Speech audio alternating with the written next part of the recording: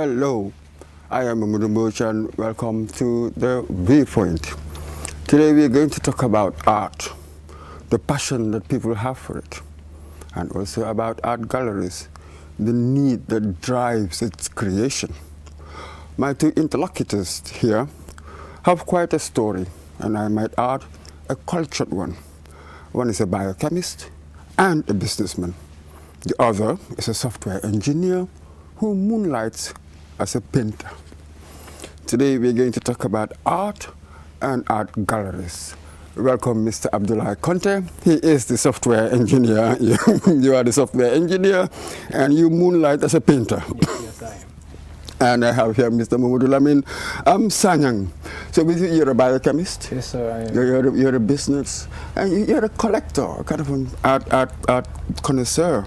Fantastic. Welcome to the Viewpoint. Thank you very much. That's it. Thanks for having us. Yes, you're welcome. So currently, as we speak, there is an exhibition going on at your gallery. Tell us a bit more about the exhibition. For how long? When did it begin? When would it end? And what are you exhibiting? All right. Well, thanks so much for that question, Mr. Boch.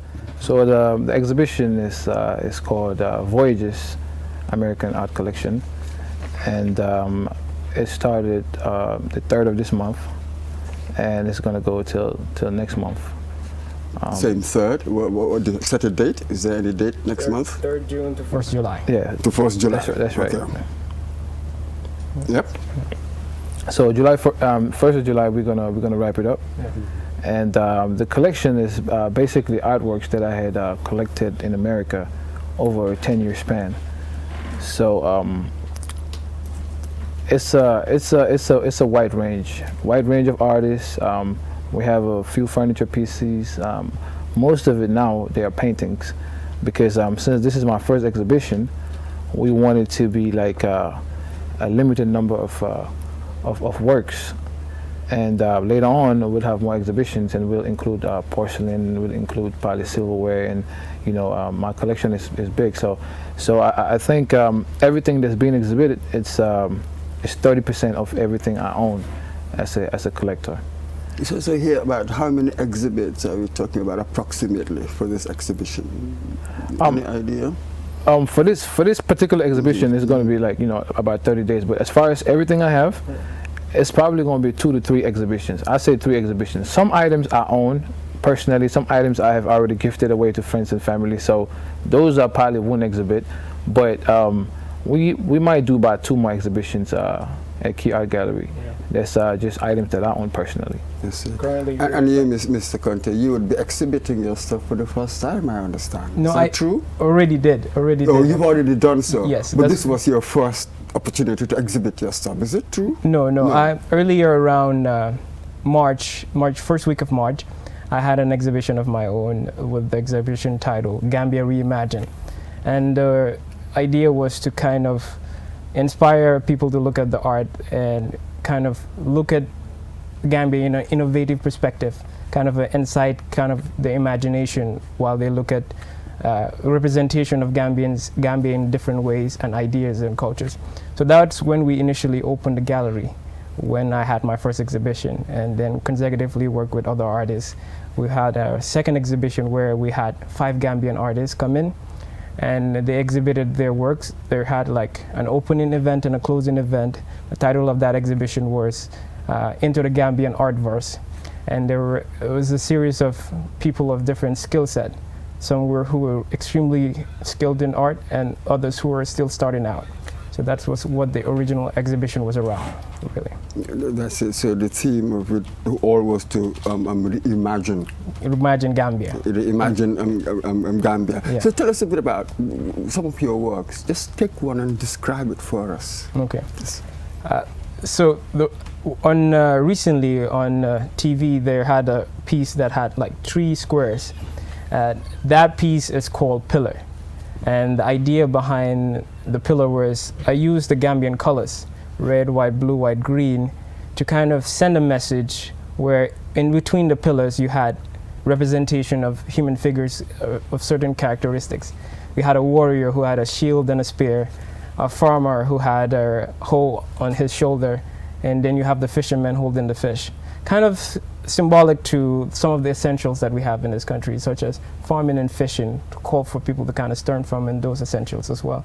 So what is the pillar of our society as the kind of symbolic, and the colors are tied towards each of those representations as well. That's it. So for you, the art is the social message. Social message, yes. That's something that Yes, is yes. doing there. Yeah. Interesting. So Mr. Sanyang, let's go back to the gallery itself.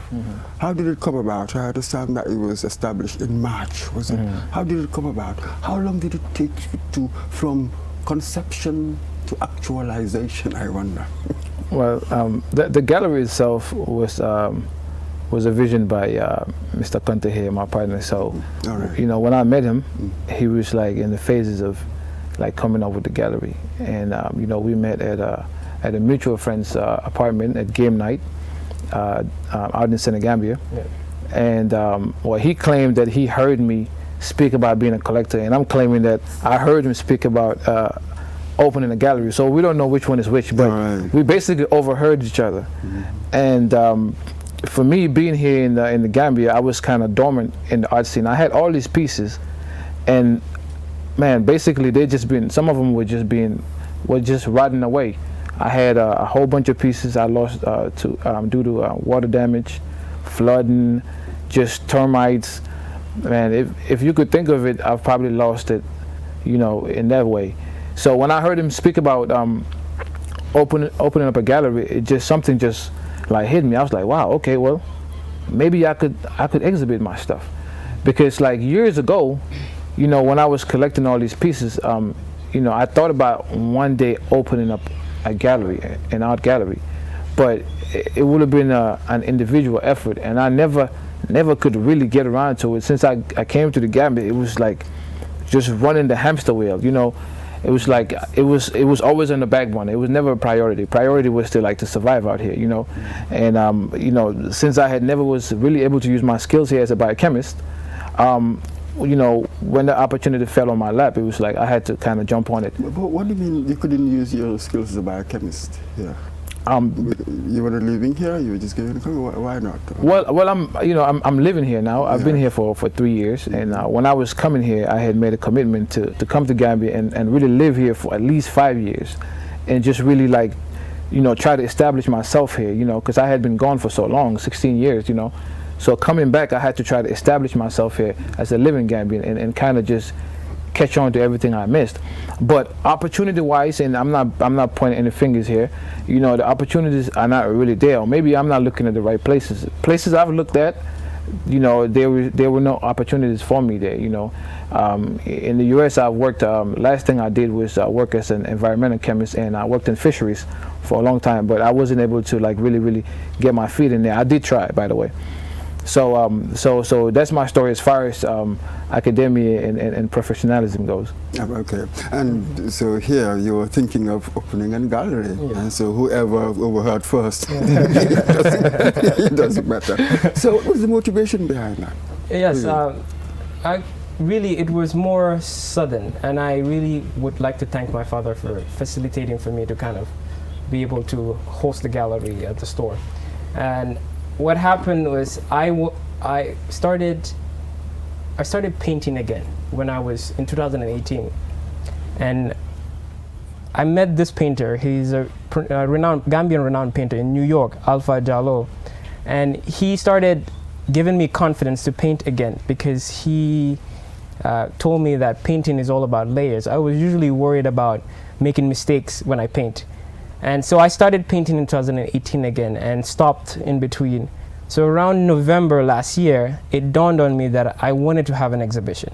And in doing so, I kind of slowly started working on pieces. But I hadn't had a full concept on where to do it, how to do it. And slowly, gradually, my father helped me facilitate to have the gallery. And I did by having a gallery with also a second agenda in mind, not only for me, but also for other Gambians, because I realized there's an opportunity to kind of promote art on every form of artistic expression, not just painting. I want to facilitate for people to get into filmmaking. Young Gambians, a lot of talent in this country. I've met a whole bunch of people since fortunately to meet a whole bunch of people since I've opened the gallery, and Gambia has a lot of talents, but the opportunity it's still because this discovery. The idea is discovery, because the whole scheme, that's how I see it, is that all of these talents are disjointed and separated in different isolated spots. I wanted to facilitate to bring them unified in one location, so that if they're going to have an opportunity, it would be discovered at the Key Art Gallery. I also would like to thank my mom as well, because when I was very young, she would also take me to Senegambia to sit with young painters who paint for the tourists, and learn from that as well. So really, the gallery is more of a accumulation of different little things that kind of, it's more of a giving back, and also allowing myself to be identified as an artist as well. Absolutely. So I was just sort of thinking here, imagine you had not met him. Yeah. One wonders what would happen in the gallery. You were thinking of having a gallery, Yes. but then was it afterwards then you could work with other Gambian artists perhaps to provide the pieces? Yes. Or was yes. that the, yes. the, There was idea? there was no preconceived notion. Okay. There was just my exhibition, the art gallery, gallery. and then I got into the water just swimming. I met a few Gambian, then I met also another young Gambian artist who added me to a WhatsApp group that had almost 50 Gambian artists. That's a huge number of talent. I spoke to a few of them. We got around to a concept of having an exhibition.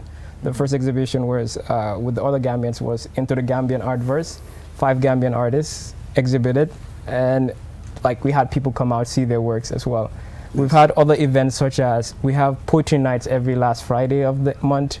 We've had photographers kind of use a projector screen to kind of showcase their work, because we also believe also in making it more economically viable for people to kind of showcase their work. So we try to scale it down as much as possible to facilitate for young Gambians to show their work. That's it. That was going to be my next question. Yeah. Sort of the number of Gambians who've exhibited right now, whose works are in your gallery. Is it a high number? How many Gambians? Yeah, we have at least about 20-something artists, right? Yeah, yes. 20-something artists, I would say that. But right now we have we exhibit 2 Gambians. That's one of them is Abdullah himself, and the other one is a young Gambian that goes by the name of John Mendy, DI Art. DI Art, yes. And he's a charcoal and pencil artist, and he's doing like still life image portraits of human beings and humans and whatnot. And the guy, his work just stands out for itself. I've been to galleries around the States really, and his work needs to be up there with those guys. Because the penmanship, and when you just look at it, it's like you're looking at a real life image of a person. It's incredible, man. Like I was just telling Ablai, people like this, their work needs to be seen, and I think that's what we want to do. We want to be in talent acquisition.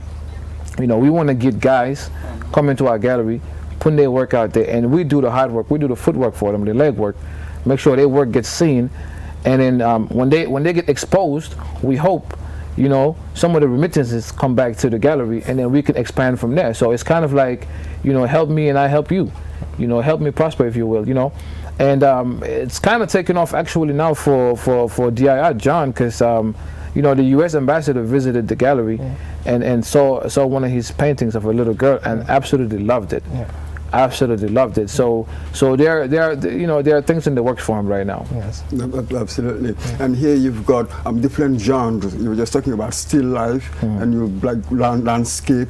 What about the forms? Any sculpture? And even wood carving. That's all part of our visual art, isn't it? So would it have this variety of different forms of art? Is that the idea? Yes. As we speak right now, I have a couple of sculptures that I had brought back from the States, but they are all probably art that was probably looted from Africa and taken to America that I was able to bring back. But however, as far as the Gambian level goes, like I love carvings. So and I go to all these places, Bakau, Serakunda, I go to all these places, I see the artwork, I see the carvings. We're gonna have a special exhibit just for carvings, woodwork, and that sort of thing. But right now, I think all the Gambians that are exhibiting at the gallery all have visual paintings, and nobody yet has carvings. But we're going after everybody. Everybody's inclusive on this one. Yes. Absolutely. Yes, so now let's go into really what I call the flight path of your story. At what point did you realize that art did something to you? if you know what I mean, Yes. that throb, as it were, that any artist really feels. At what point? I didn't. My first discovery into painting or not drawing was when I was 10 years old, in the second grade, and You were going to school where? Here or in the States? Gambia, in Gambia. In the Gambia, yes, right? in post office right here. Okay. Yes, all yes, right. yes. That was second grade. I had a friend of mine who goes by the name Chedra Job, who kind of got me into drawing. And interestingly, the researcher Bernie Brown mentioned that this is a time that people either start drawing or give up on drawing, and it all depends on the type of reinforcement they get. So fortunately for me, I was good and my parents supported me, so the reinforcement continued. However, for some people, either they have negative self image of their works, or maybe from someone else, so they discontinue painting. And I don't want to jump the gun by saying that that's also an idea that we have at the Key, is sort of when people come into the gallery, I want them to go back to that 10-year-old kid and kind of reignite their love for painting as well. So whenever you come to an art gallery, you just look at the painting and you're captivated by it, and you begin to imagine, have imagination, and become innovative in your ideas. This would facilitate for you to kind of reignite that creative spark that you probably closed when you were 10 years old. Yes, but you don't think that stuff like art, perhaps they appeal to a particular sensibility, as if it is the thing itself that chooses you, you didn't choose it. As it were. So it seems to me that in the end, maybe some people will just lose interest. It would seem so by common sense. However, like, I have a firm belief that everybody is an artist. As long as you're a human being and you have the human brain, you're able to create. It's just natural. It's just natural. It's about circumstance of your environment and conditioning that allows you to either open those doors or never discover those doors in the first place. So it might not be instantaneous for someone to look at a piece and get inspired for it, but being captivated by it continually can slowly ignite that spark. Yeah, I believe so. Yeah. Absolutely. Now, what about for you, the beginnings of it? And do you do any art at all? Do you paint or draw or any of that? You dabble in it? I dabble, but like Abdullah said, everybody's an artist, but I don't have any works right now that I can put up for an exhibition, other than the ones that I've collected. But for me, I've always loved art, because I've always appreciated the things people could do that I can't do. Basically, I always appreciated the talent in people, and not just visual arts, even though that's what we're talking about, but like in sports and academia, I always seem to just appreciate people who could do the things that I find just hard to do. You know what I mean? So going back to the 90s, when I was growing up in Serekunda, sneaker culture was like hidden the Gambia, and we'd go to, like, back in the day, black market is still there. And I grew up right there by the big tree. That's where I grew up. My parents now in Joshua, and we still have the old house there. We'd always go and look at all these sneakers that we couldn't afford. But the artwork was really, really incredible to us. So we got into the second-hand market. You know what I mean? Like, we'll go get these shoes second-hand, and then, like, we'll treasure them. And like Abdullah here, I've been opportune enough to have parents who honestly gave me all my basic needs as a child. And like, I went to Ndaws here too as well, so I'd always get a sneaker every semester. I'd get some Nikes and I would cherish them. And back in the day, now you have the fake market here in Gambia. You know what I mean? Like, sneakers are not really, really valuable, because you can get a pair of sneakers. You know what I mean? But when we were growing up, when you had some Nikes, man, like, everybody knew. When you wore those shoes, everybody knew you were stepping in the room or stepping out the room. This was when, in the 2000s, 90s, 2000s? In the 90s, yeah. In the 90s. Definitely in the 90s. In the 2000s as well. I finished high school in 2002. But in the 90s, I was going to Ndaws here. I went to comprehensive and all of that. You know what I mean? And went to high school. I went to Gambia High after that.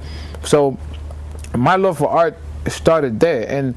and that's just on the import art, I'd like to call it. But as far as the homegrown artists, like, you know, I always saw the carvings too. I always saw the typical tourist paintings, you know what I mean? But I had never seen like what you would call fine art. I'd never seen like fine art until I went to the States, and then I'd go to all these galleries, you know, and then I'll see the work, and then like I started being interested in the history behind the work.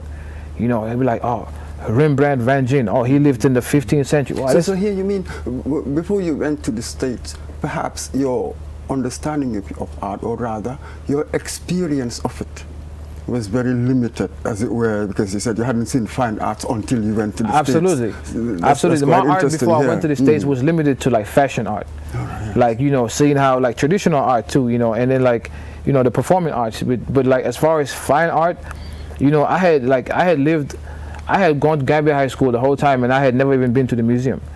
You know, and I still can't explain to you why that was so. But when I came back to Gambia, the first place I visited was the museum.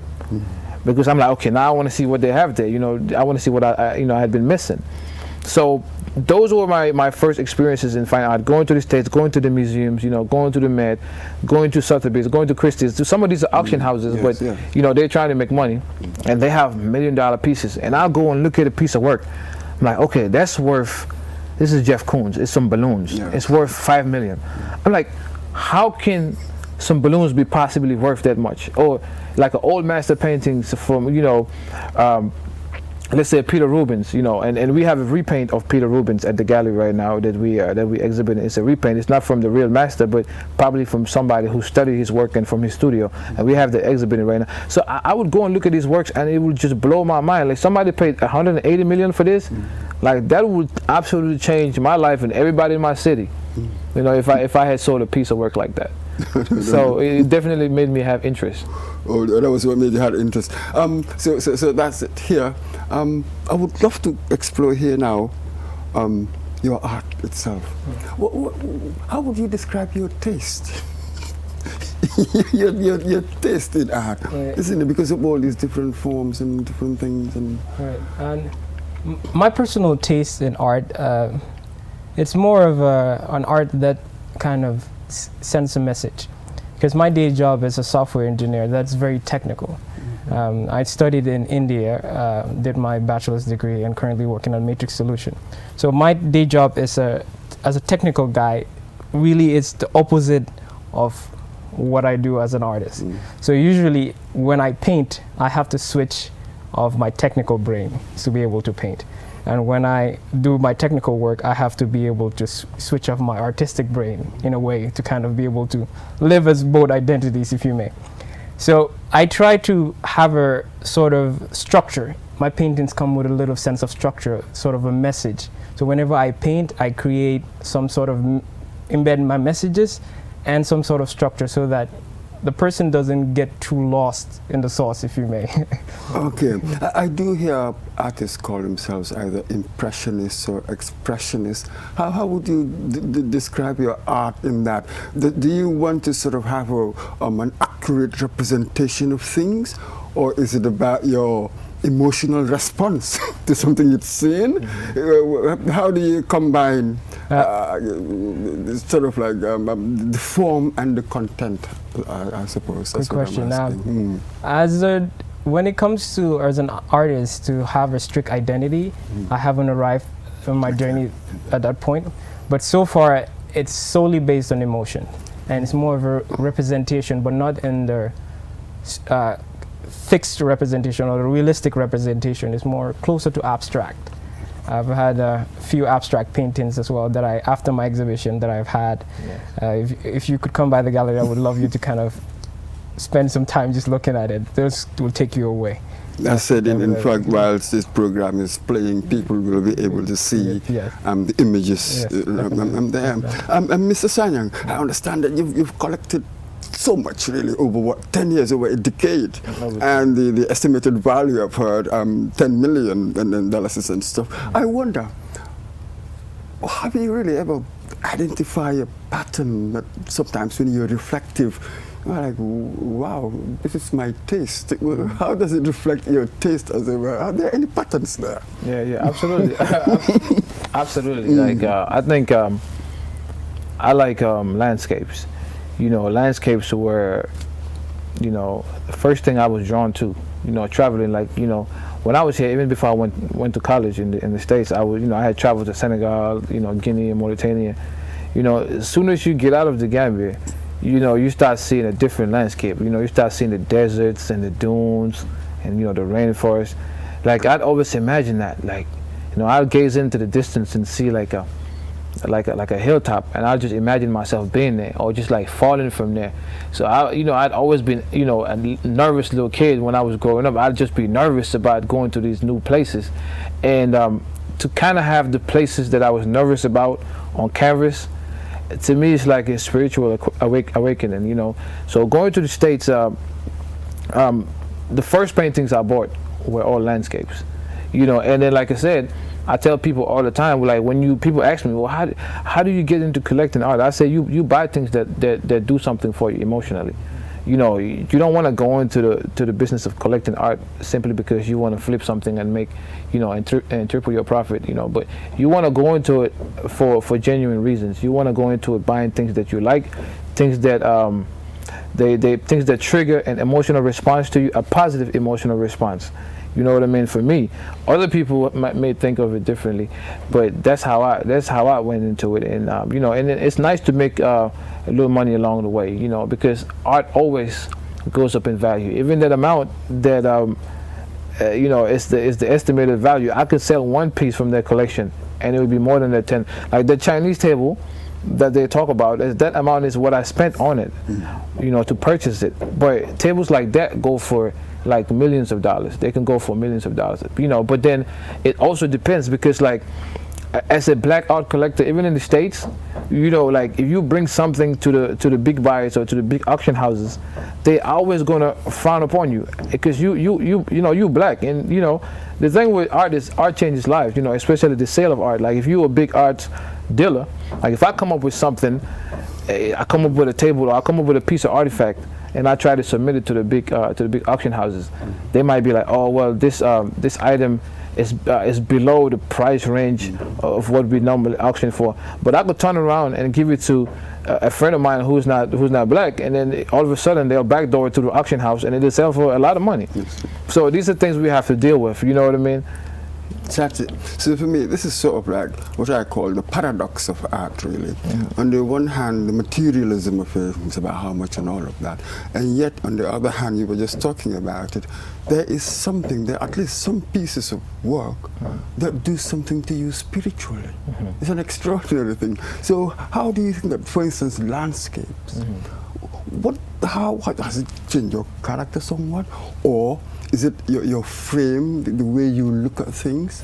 What direct effect do you think this has had, maybe on your sensibility or on your temperament? I wonder. I'm curious to know. Absolutely. Absolutely. Great question. As far as my temperament goes, soothing. You know, like in my dining room at home, in my diner, where I always have a cup of tea every morning, I have this big landscape there. You know, it's being exhibited right now at the Key, actually. I've replaced it with another painting at home, another landscape, but it's a print. I replaced it with at the house. And, you know, actually the funny thing is I don't even know the artist. You know what I mean? I bought it at an estate sale. It's a big painting. It's probably something out of the Pacific Northwest, because you can see it's like a stream, and you can see like a brush of woods, and then you can see like in the background it's like a mountain scene. But for me, it's like looking at that piece every morning, it always seems to bring my blood pressure down, man. Like I look at it and I'll be like, okay, like one day after all this is over with, I'll make it to a place like that. And even though I have made it to a place like that, because I've worked in Alaska as a seaman for years, you know, working in very remote areas, but it's just like as we go through life, you know, we always like, we in the ringer, you know, we're in the washing machine, being knocked from, you know, from our personal needs, family needs, societal needs, you know, national needs, a lot of, you know, we get knocked around a lot. So even when you come from a vacation, like 6 months later, you feel like you need another one.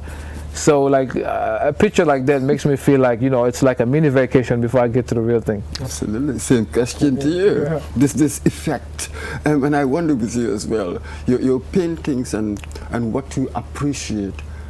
Is it that you paint what you would like to see, or is it that you paint one thing but you would love to see others as well? Well, tell me about your painting and what you appreciate, your taste, as it were. So far, I paint more of so what I feel, and it's based on sense of structure. I am a person who likes it. Even the art is fluid. It's more fluid, and it's in the dimension of the fluid, if you may, in the spiritual realm of fluidity.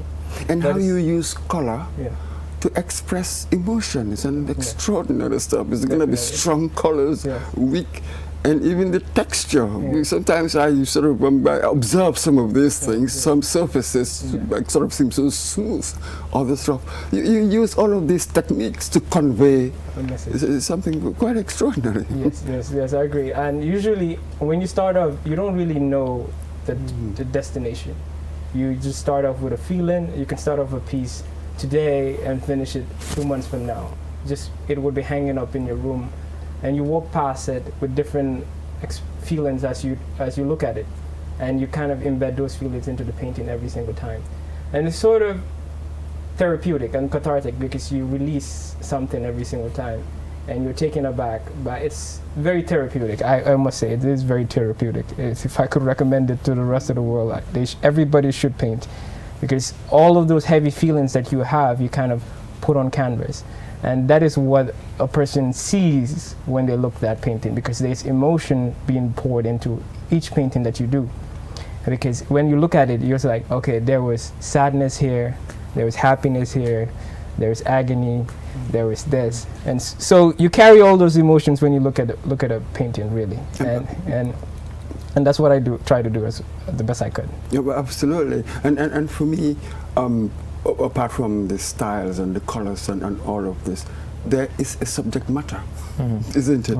And for me, what I like about art, for instance, I'm fascinated by this South African Bernie Searle, with his idea of, which he exhibited at the Biennale, Venus Biennale in 2001, about the authentic eccentric.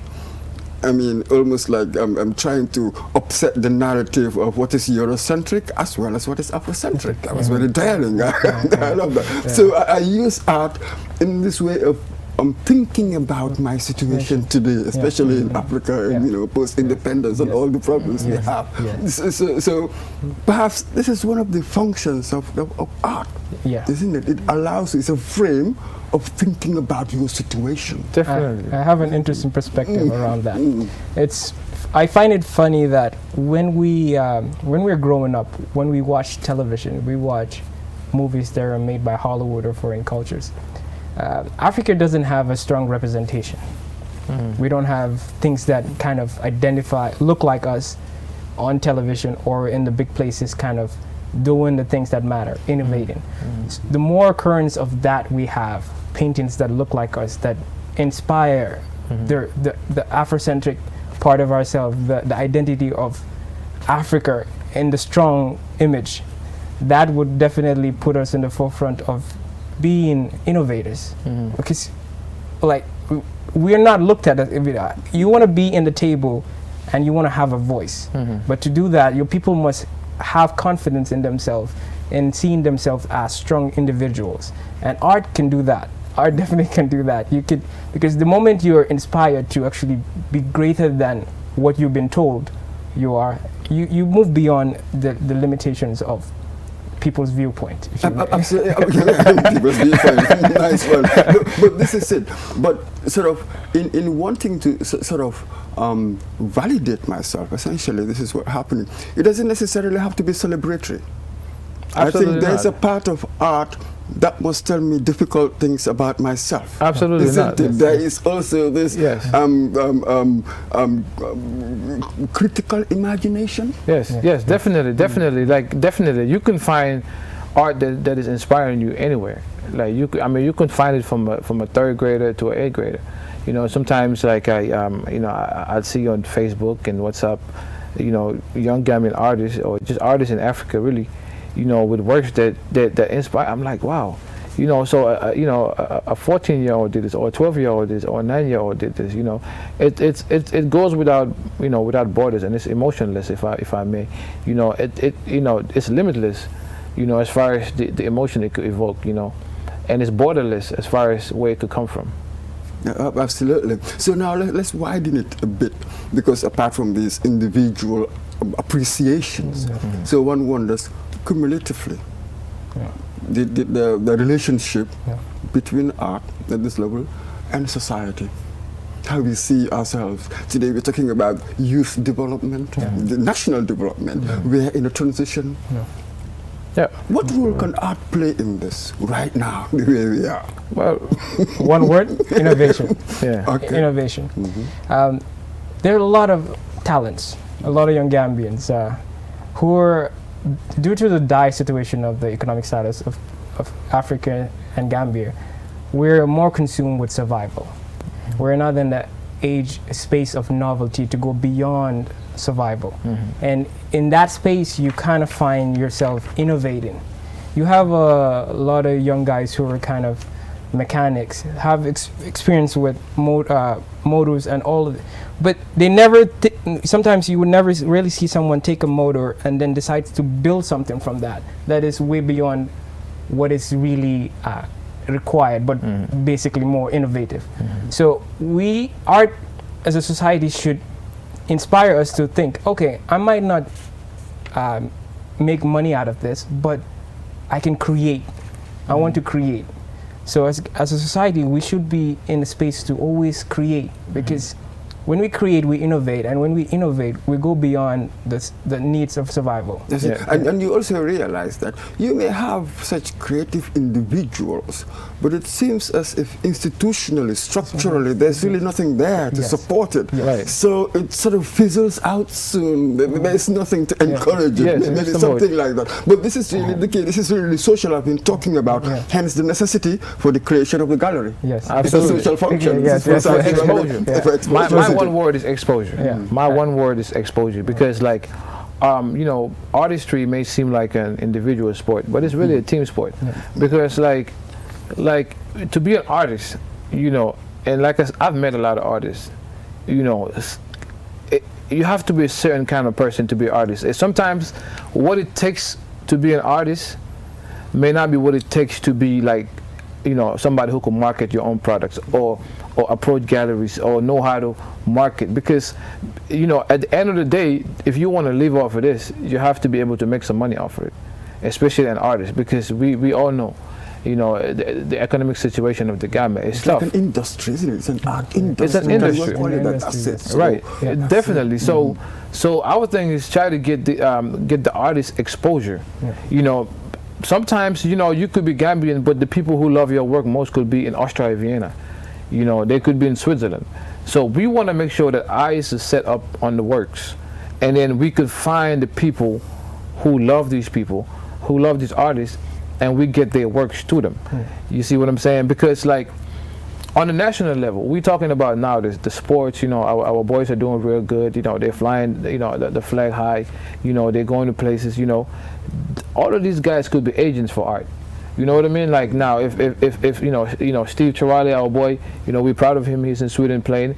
If he, you know, he's at a level now where if he had a nice portrait of a Gambian artist in his apartment and he was hosting the team or whatever, you know, people could come now and see that work. Oh wow, this is, wow, oh yeah, that's my boy such and such. You know, he's down in Gambia. So now all of a sudden you have, you know, how many people in the soccer team? 20-something people, you know, now looking at work from this one guy, and maybe out of the 20-something people, 2-3 might consider to buy works from him. Like, yo, let me get, okay, all right, this is his social media now. Oh, this is what he got. Okay, let me order this. Let me order that.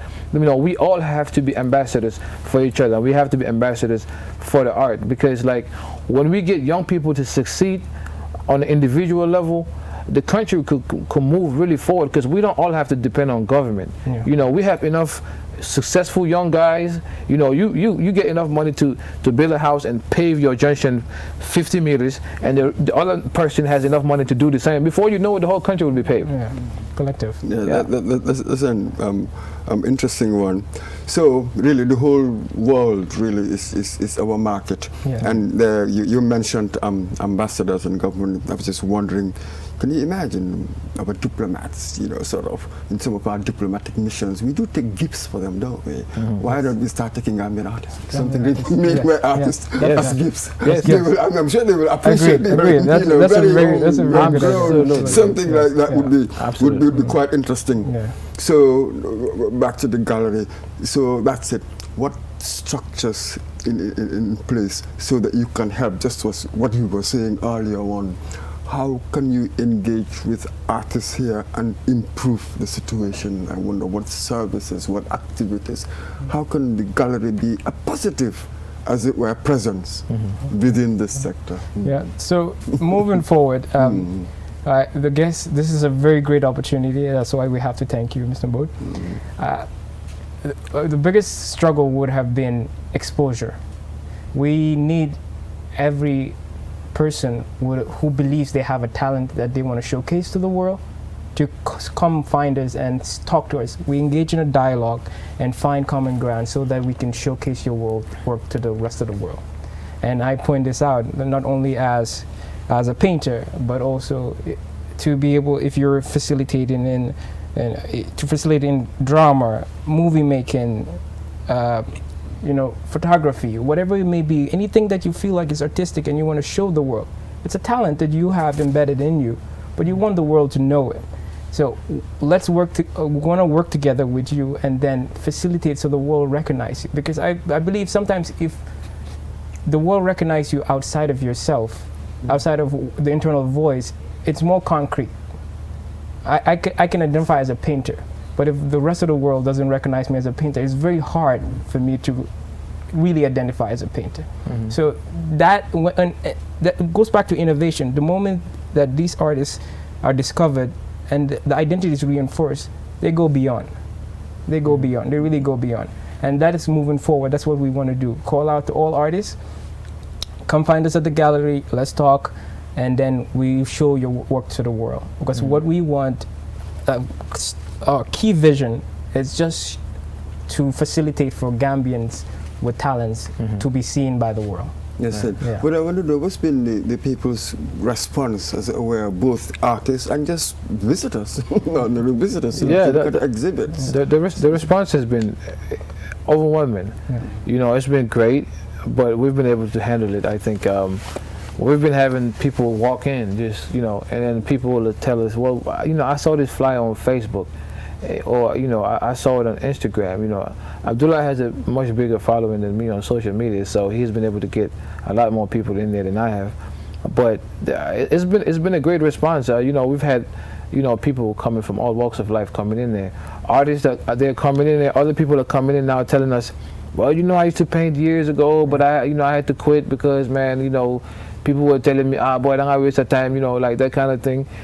So people now are like coming in and seeing our work. They're like, okay, well, maybe this can happen. And we haven't really reached the peak yet of the iceberg.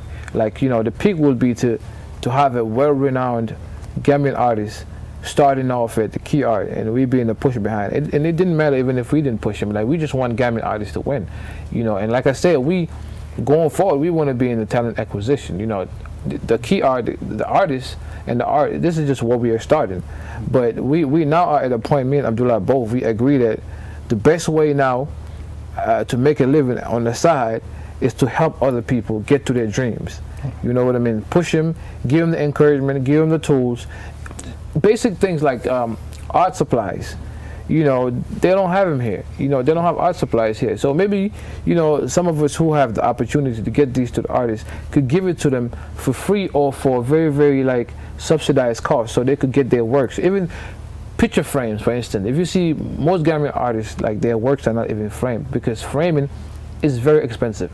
Like in the US, you could see a single picture frame selling for $500 because it takes a real craftsmanship, But thing about that is, if Gambian artists start framing their works, for instance, it's going to spread across the board as far as living goes, as far as earning goes, because now all of a sudden the weatherman, who was only just making like burglar proofs for the thieves, now he's making picture frames. He's learning something, he's earning something. The carpenter, who was just making beds, now all of a sudden he's learning something. Oh, really? Okay. And then the people start appreciating these things, you know, and then you know, we go from there. Absolutely. Every market will create these opportunities, isn't it? So, but any system of membership, do I have to be a member? How does it work? Is there any membership now? Or when I come to visit, is there any entry fee? How does it work? It's free entry. Free entry. Free entry. Free entry. There's no membership. It's open. We don't hope to charge people to come into the gallery.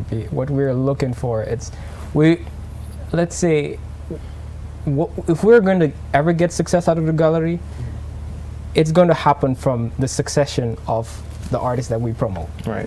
That's what we're really banking on, and we feel like that has more value, because you only get value after you give value.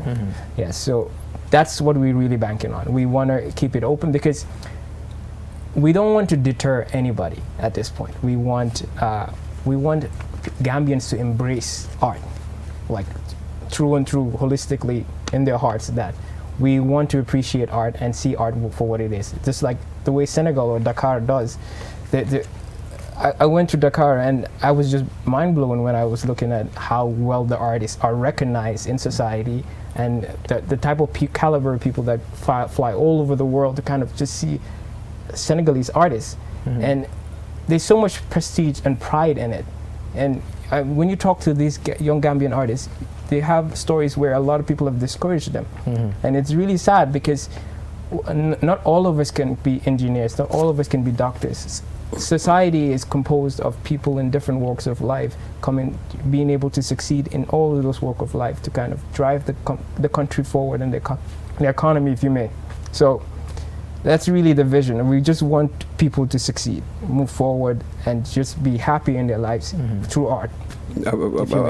Absolutely, yes. We all can be engineers who come with this, but to realize, look at you guys, you've demonstrated that, you know, that artistic bone, it can show itself anywhere. I mean, our greatest poet, Leonard Peters, was a surgeon. Quite interesting here. But here now, you're facing a market, just as you've said. You've got sort of like the budding talent, they're all over the place. But the wider culture is not quite like that. Yeah. So I wonder, as this cultural edifice, you have a responsibility. I can even imagine the gallery holding yearly lectures.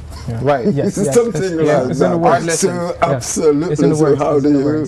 So I suppose going in the future, sort of thinking along those lines. Yes, definitely. We've been approached last week by a mother with her children. Yes. And she said her son was very interested in art, and we were like, yeah, we're definitely considering having classes out here, teaching kids on how to paint and draw as well. Those are all in the works of facilitating to grow art in Gambia. We definitely are on the local level, you know, trying to get because I think we have enough artists now to, like, if we wanted to start an art school, we could probably start it, but you know, we obviously have to get that ball rolling and then kind of get the system in place for that. I think on the local level, but on the external level or the international level, like, I think this also is an opportunity for us to get into e-commerce a little bit, you know, because like when we market our stuff, some of our works, you know, here, like, you know, the average Gambian probably will not be able to buy a painting for 50,000, you know, the last year, you know, which is like $1,000, but considering the body of work sometimes that these artists have to like go through, sometimes the paintings are worth just that, and sometimes the buyer is just not in Gambia. Sometimes the buyer is simply just not in Gambia. So we have to find a way to get into e-commerce as a country, and then we have to try to get the foreign euro and dollar back into our economy. You know, this with arts now, it's an opportunity for the shoemaker, you know, the guy is making the sandals, to be artistic in his design now, because he knows when he comes to Key Art, Key Art knows this factory in such and such and such who's ready to buy bulk shoes from them. Because now you're not just going as a shoemaker, you're going as an artist shoemaker. As a designer. As a designer, right? You know what I mean? You know, the leather worker now, you know, he could throw some extra flowers on his jackets, you know, or his handbags at the craft market, because he knows, oh, well, there's a certain niche for this in Germany, or there's a certain niche for this in, so it's and like I said, like you said, everybody cannot be, you know, a computer whiz. Everybody cannot be good with online marketing and stuff like that. So we want to bring all these things into Key Art Gallery, and then really make it easier for anybody that's artistic to have your work out there and then make a living off it, a good living off it. That's it. Yeah. But you realize, maybe it would be interesting to just spend a few minutes on this, how people's general perceptions about art. Because early on, how you said, you know, to sell something for 50,000, how many people can avoid it? So you get this perception that, oh, these art people, it's a pastime for rich people. So you begin to fall into this trap of, you know, people seeing it as just a pastime for rich people. How do you? No, agreed. And usually it's kind of like when I look at, say, soccer or... Is it elitist? I suppose that's really what I'm trying to say. There can be a strong perception of elitism in art, but a little bit. We also want to inculcate a bit of ground into it in our own way. As Africans, and as Gambians, we have strong cultural background that actually facilitates for us to be grounded. So in our style, if you may, of promoting art, we would want to ground that in those values as well. I mean, look at soccer. A lot of time in the past, if you were outside in the street playing soccer, your parents would scold you for it. Now they're promoting it. The music industry is also booming. We also hope the same thing comes in art as well. So that's something that people would just recognize as a way of finding economic means to survive. And really, there are really levels to it too. There are levels to it. Like you know, it could go from the stuff we're wearing, the clothes we're wearing, even like the T-shirts. You know, we young Gambians are spending a lot of money on T-shirts coming from God knows where.